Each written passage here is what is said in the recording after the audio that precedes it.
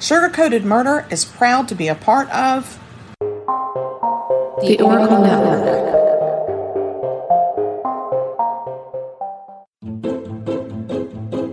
Welcome to Sugar-Coated Murder Podcast, a brilliant true crime podcast hosted by two zany sisters, all while baking up delicious treats in their kitchen.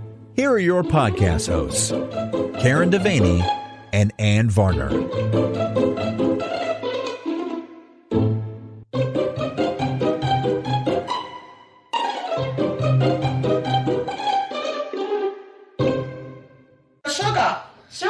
We have a guest. Oh my gosh, I can't believe it. I know, somebody wants to be our guest. That's amazing. That's crazy. Now, how much did that cost? I charged it all to PayPal. We'll have to pay it off in increments. Increments, that's right. Yes, today we have Liz with us, and Liz has a great podcast. It's such a positive, uplifting, informative podcast called Coffee Convos with Liz. Is that right? I got it all the words in the right places? Yes, you did. Coffee and Convos with Liz. Absolutely. Well, Liz, do you want to tell us about yourself a little bit? What do you want people to know? Awesome. So I am super excited to be here and be cooking with you guys. And my podcast, Coffee and Convos with Liz, which can be found on podcasting platforms or my website, coffeeconvosliz.com.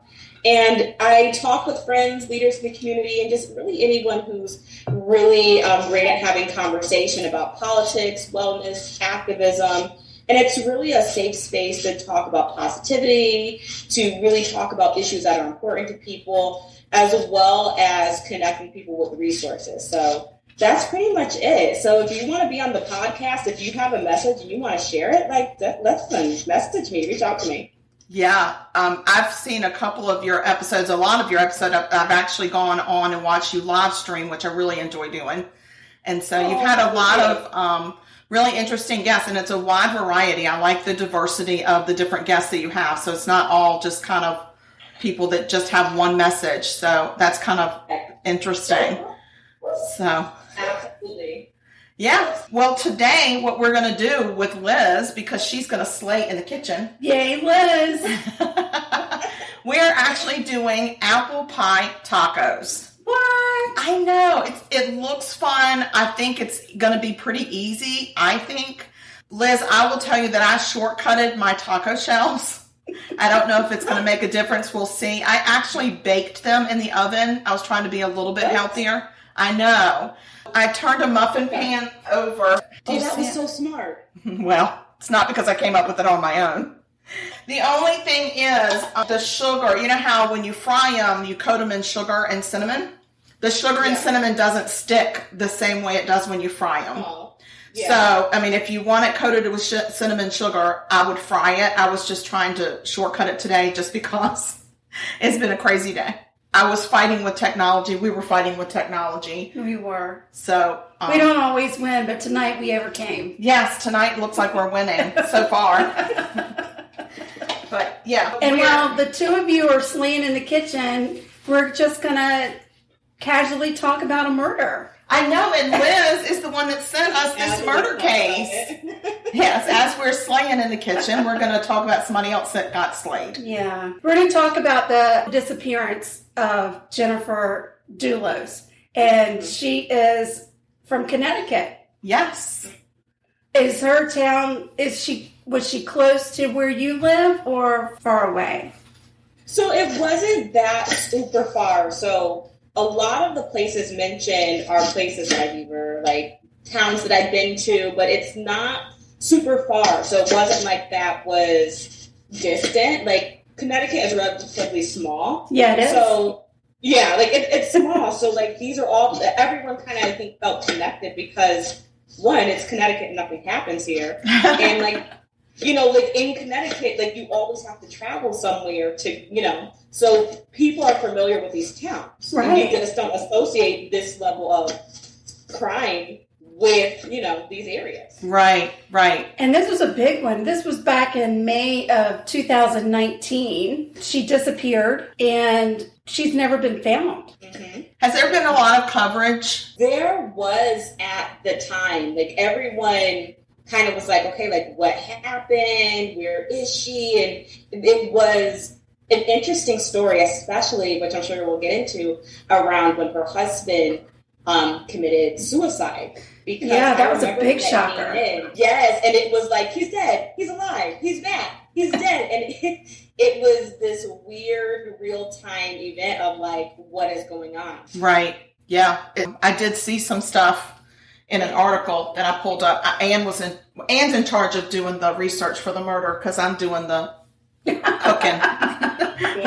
On these episodes, we tend to split things up a little. We do. So I didn't do like a huge deep dive into it, but I've watched a lot of coverage of it. And interestingly enough, I've been told by my sister that Dateline is covering this very soon. So I'm wondering weekend, I think Friday. I'm wondering if maybe there isn't an update that we don't know about. Yet. Yeah. So I thought it was interesting. So I told Anne, we got to get this edited and out before Dateline comes on because we were doing it first. We don't want somebody to think, oh, they just watched Dateline and did their podcast. No, that's not what we did. So absolutely. For anybody out there listening that is not familiar with this case, this Jennifer Dulos dropped her kids off at school and then she disappeared. Nobody knows what happened to her. The police suspect that her husband, I can't remember where he was from. He's definitely foreign, right? His name was Fotis, Fotis, and the two, Jennifer and Fotis, were separated, having marital issues, and he actually had a girlfriend named Michelle who was suspected of being involved in something to do with Jennifer's disappearance, along with Fotis, which I thought is just such a weird name. Fotis. I know. It sounds like a bad word. Like, I'm gonna call you a Fotis. That's right. So she disappeared in May of 2019. In January of 2020, that's when Fotis committed suicide. And there had been some video that came out, played over and over again, of Fotis and his girlfriend in his truck, driving from trash can to trash can to trash can, throwing things away. And they suspected that those things that were being thrown away had something that could connect them to Jennifer's murder. Or maybe parts of her body. It could have been parts of her body, but... So was he ever arrested at all? Was he ever charged in anything? They did get arrested for tampering with evidence and hindering a prosecution. Okay. But they got out. So he got off on the charges, or he was waiting to go to trial? You know, I'm not really sure. Do you know, Liz? Well, I believe so. He had gotten arrested and was out on bond. And what I believe was happening is they were going to like arrest him and like charge him, and like a trial was going to start. And in my opinion, I think he was like, nope, I'm not going through this.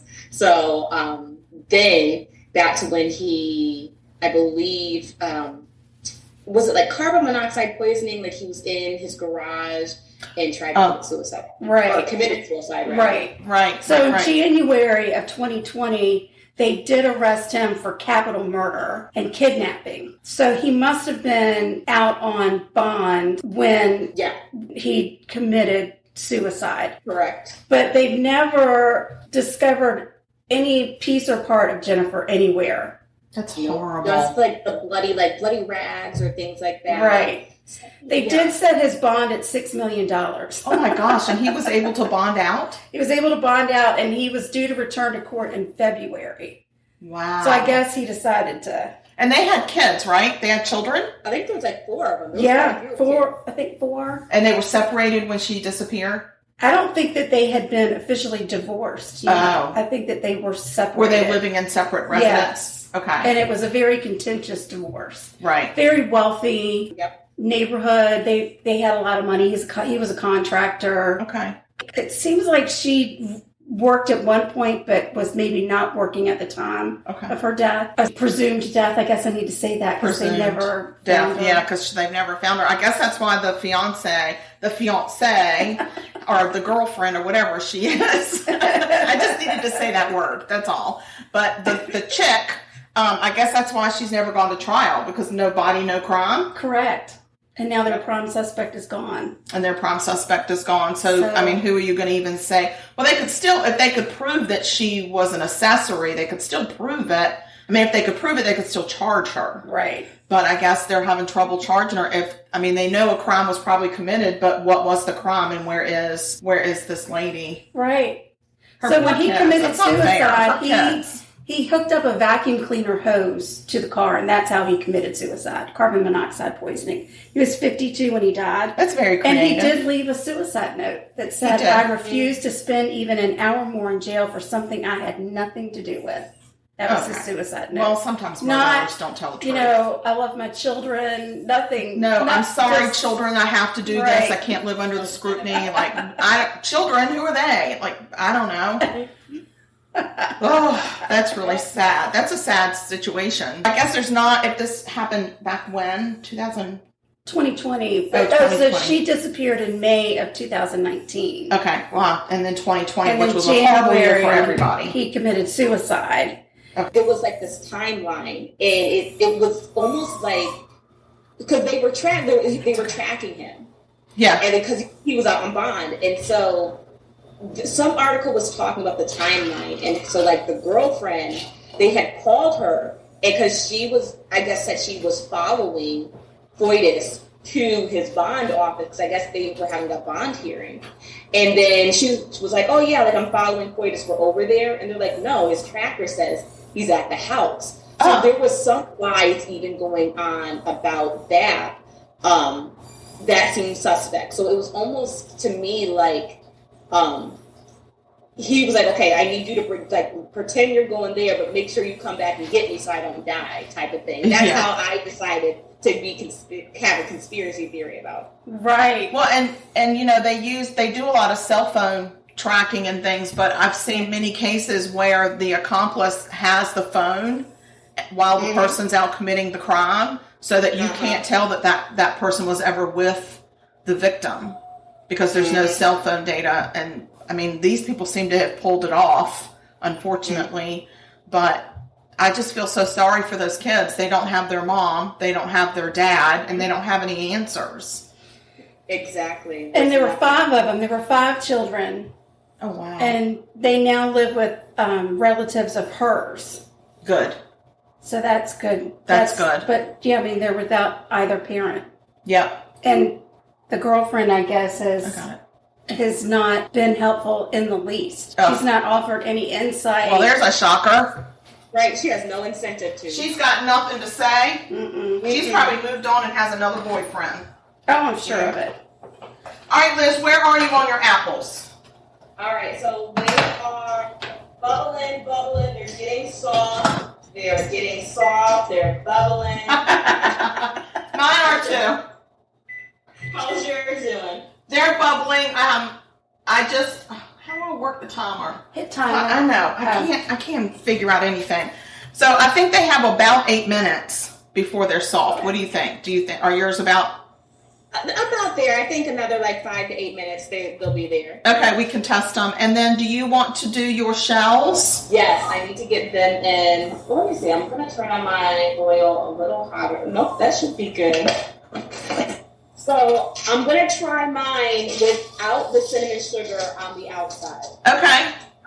So I've done these, and I think these are yummy. Yeah. But I'm going to try and be a little healthy, like you guys are doing, and not do any sugar on the outside. So I'm going to see how it turns out.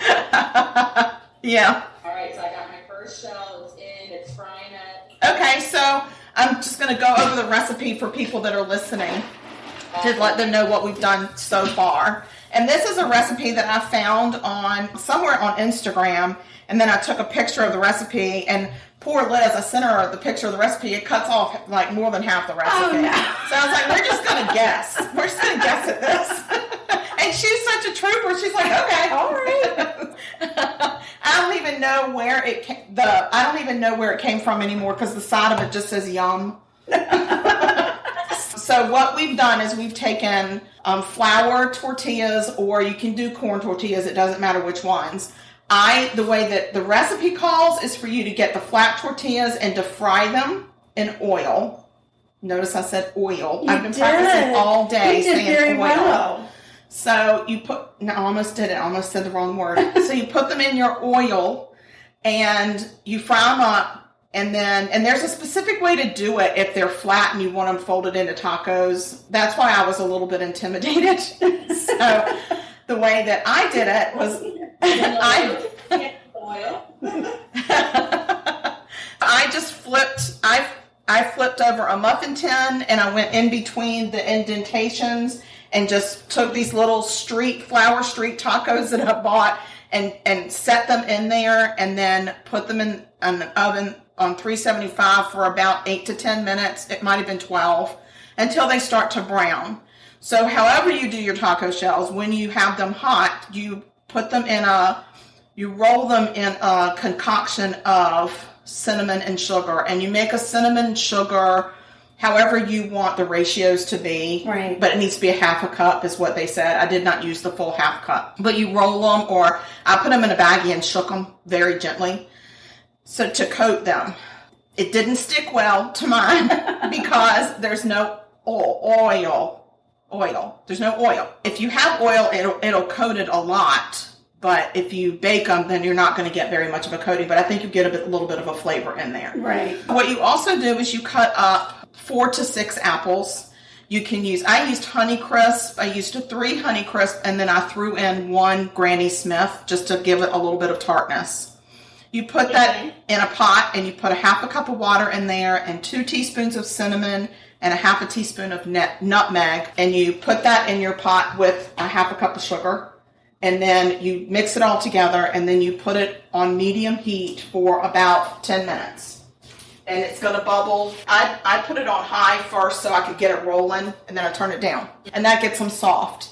And then, easy peasy.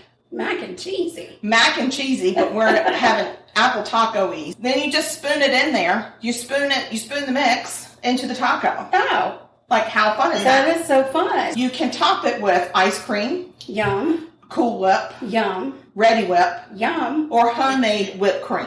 Bingo. I'm going to show Liz how to make homemade whipped cream in a mason jar. Very nice. Because this is one of our tips. This is one of our tips. I'm not sure if you realize this. I hope our listeners realize it by now, but she's going to say something if I say her. She will. Okay, yes. On your Echo Dot that starts with an A, if you go into your app on your phone and you can actually go in and I don't remember what they're called. Slaying in the kitchen. Yeah, but what is that called?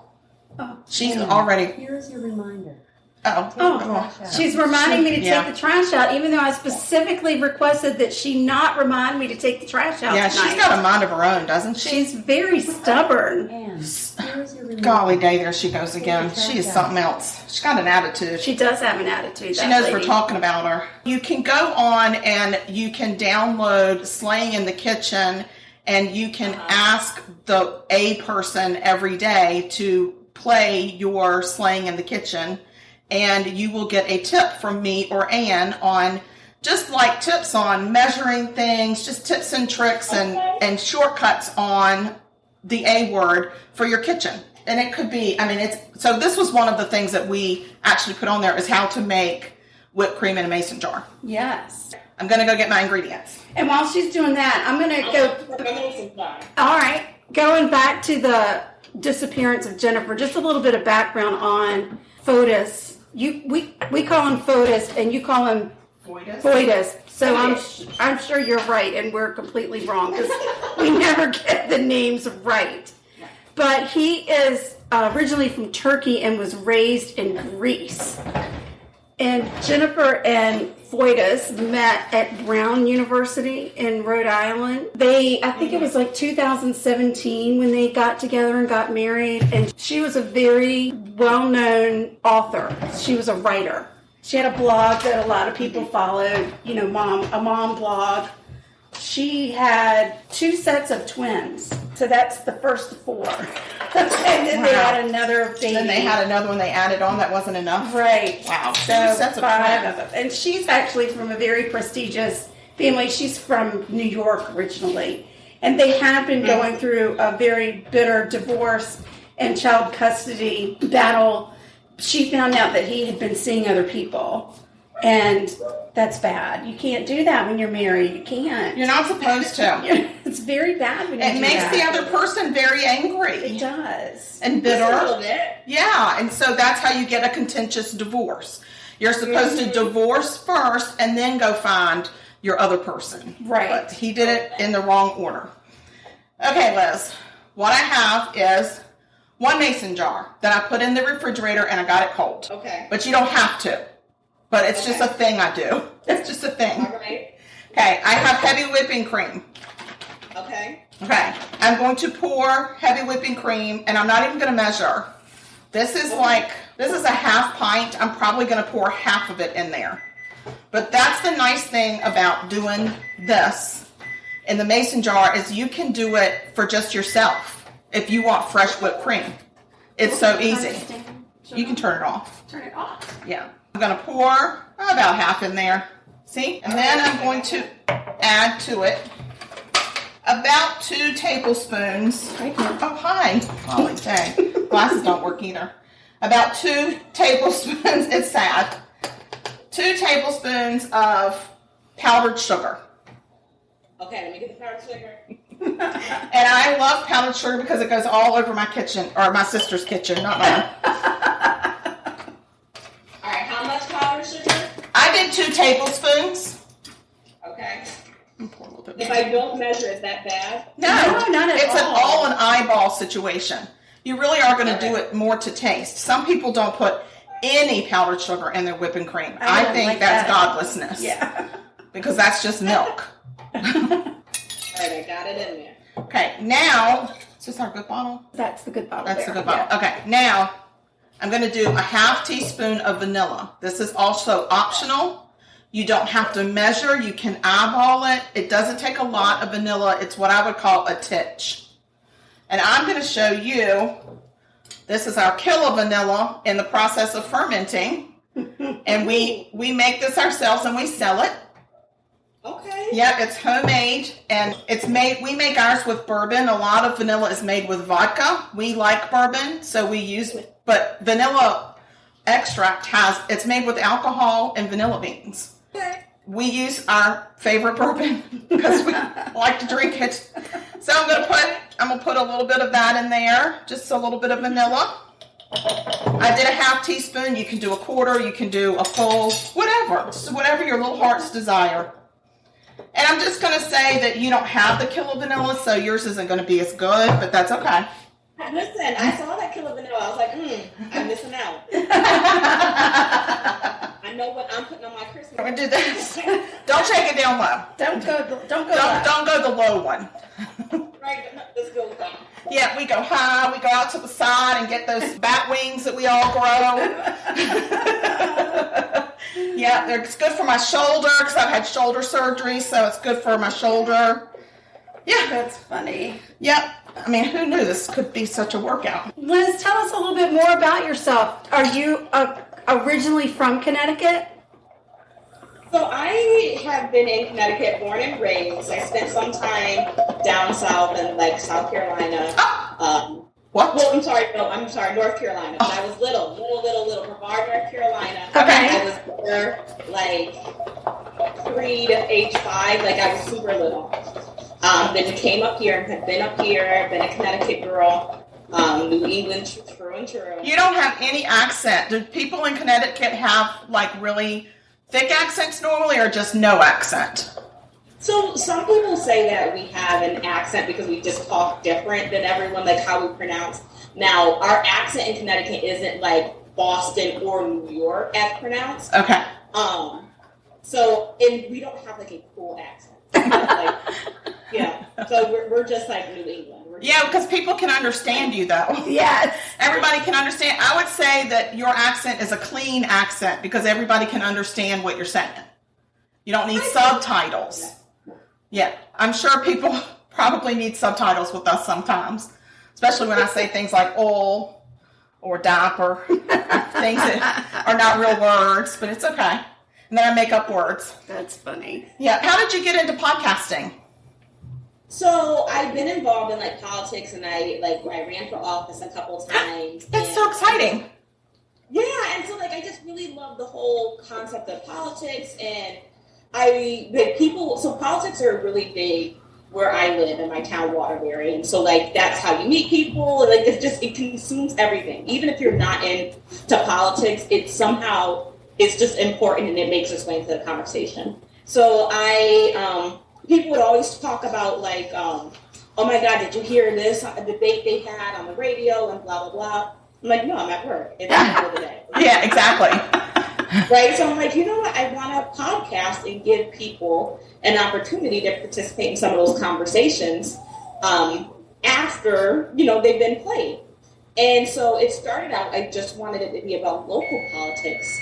And it really morphed from there. Like I had people like, oh my God, I would love to come and talk about this. Or, oh my gosh, hey, I'm this person. And like, it just kind of became like a home for topics around politics and wellness and activism, especially in 2020 when everything was going on around racial justice issues and coronavirus, and we really saw how politics, it showed up in everything. Right. Whether it was a mask or a vaccine or your job, like you found out it was in everything. And so it became really political heavy and around a lot of activism issues. And so that's how it kind of morphed more into that direction. That's amazing. That is amazing. I feel like we're with a celebrity because she's been like, she's run for political office and things. And like we no, I have too many skeletons in my closet. No. Like, no. They're going to look at me and say, no, don't even put your name on that ballot. I feel this like getting thicker. Don't you? Okay, so the timer went off so we can open it and check it. And hopefully it's thick. Ooh. Look at that. Ooh. There you go. It is homemade whipped cream. Yum. Can you get over that? Oh my God. All right. Yeah. This is such a fun party activity. Like, Yes. It really is. It's Get your people to make their own whipped cream. Yes, everybody make their own whipped cream. You can get those little mini jars and just make everybody shake their own whipped cream up. But it's nice because you can... I'm going to order some killer vanilla, and we're going to have like an ice cream party. Yeah. There you go. So now that our whipped cream is done, do you think your apples are done? I think so. Okay. And I tried to also looking cool because I did that last time and I burned my mouth. So I said, let's let it sit. Oh, no. Yeah, I don't know. This is definitely going to have to cool for a minute. It's boiling hot. It's boiling hot. I'll just finish up the whole case, the Jennifer Dulos case. The last information that I saw out there, the attorneys for Foytis's girlfriend were filing a motion that had something to do with her getting charged and being read her Miranda rights in English when her native her language of choice is Spanish. Okay, so maybe that's her first language. Yeah, so I know she did some news reporting for ESPN in South America. Oh. But I never could really find out where she originated, where she is from. I guess if I looked really hard, I could probably figure it out, but... Venezuela or something. Could be. Okay. But her sisters have come out and said she doesn't have anything to do with it. But I thought it was really interesting because I watched, I think it was a 48 Hours that I watched way back when the reporter asked the sister, did your sister have anything to do with it? Does she know where Jennifer is? Yeah. The sister responded, of course she didn't have anything to do with it. Okay. But she never answered the question of does she know where Jennifer is? Right. I thought that was kind of interesting. So it'll be nice when the new Dateline comes out to see if there's any new information on the case. I don't know where they could possibly go with it unless something's happened. I agree. I don't know. We'll have to watch, but hopefully everybody will have listened to this first. Yeah. I don't want anybody on Dateline scooping us. So, absolutely. All right, so I went ahead and put some apples in my taco shells so that I could maybe let it surface cool a little bit. If I had thought about it, what you should do is you should take a cookie sheet and you should put your apples on it and spread them out. because then they'll cool individually a little bit better, but I didn't think about it. That's another tip from our Slaying in the Kitchen. Oh, that's right. Yeah, so it was on how to cool pasta without having to run water over it, and how to cool it fast without having to put it in cold water. Oh my gosh, that's so smart. You spread it on a cookie sheet. Oh my gosh, we really are so smart. We're very smart sometimes. We just don't always use it for ourselves. Anyway, I'm going to dollop some whipped cream on these. Okay, I'm going to dollop some whipped cream. And I want to see what yours looks like. Yeah, we definitely want you. Look at that. And we want you to take a picture of it so we can post it on Instagram, because I don't know how to take a picture from a video. That's something for people that were born after 1990. Got my taco. Oh, look at that. Wow, that looks good. It does look good. So this is mine. It's little teeny because I did the street size. So it's like... So I wanted to get the small ones. Those are so cute. So they're very tiny, but I figured if it's a dessert, maybe I would go bigger. But if it was a snack, which that's got my name written all over it, then it would be, kind of cool. Yeah. So do you think it's cool enough to taste it? I think so. Okay. You want to taste this? Yes. Don't let your dog lick it. I haven't taken it. I'm going to have to take a picture of one of them. Uh-oh. I don't know how to eat it. Just do it over the sink. What do you think, Liz? How's that whipped cream? I do not miss the cinnamon sugar. Like, this is really good just fried. Oh, good. Good. That is good stuff, sugar. Wow, that's really fun. Look at that. Y'all slayed it. We slayed it, Liz. Yes. I am so proud of you. Well, I'm more proud of me because I didn't burn anybody. True.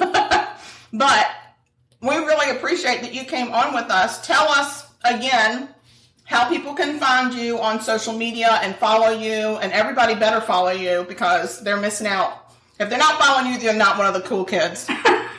Well, thank you so much. So Coffee and Convos can be found on Instagram and Facebook of the handle Coffee Convos Liz. You can go to the coffeeconvosliz.com website. My podcast can be found on Spotify, Anchor, Apple Podcasts. And now, if you have a podcast, you can go on Facebook and listen right on Facebook. You go to your, to the podcast page. It's right there, so you don't even have to leave Facebook to listen. Well, that is wonderful. That's amazing. We will all be listening to you, Liz. Thank you again so much for coming on and slaying in the kitchen. You slayed it like a pro. And thank you for having me. Oh, thanks for having Our a pleasure. podcast out there that promotes positivity. And we do appreciate that. So when people listen to us and they need a little bit of a cranium cleanse, yes, they could go over to Coffee Convos with Liz and have some cleansing of their cranium. There you go. Well, thank you so much. You ladies take care. You too, and you stay sweet and don't murder. No, because I'll try. if you kill people, we'll have to talk about you, and we don't want to do that. We don't want to do that. But we would keep it positive. We would. All right, you take care, Liz. Bye. Bye, Liz. Bye. This has been Sugar Coated Murder Podcast, a deliciously entertaining true crime podcast. Like what you heard? You can always explore past episodes by visiting sugarcoatedpod.com. Don't forget to like our Facebook fan page and share with friends. Thanks for listening to Sugar Coated Murder Podcast.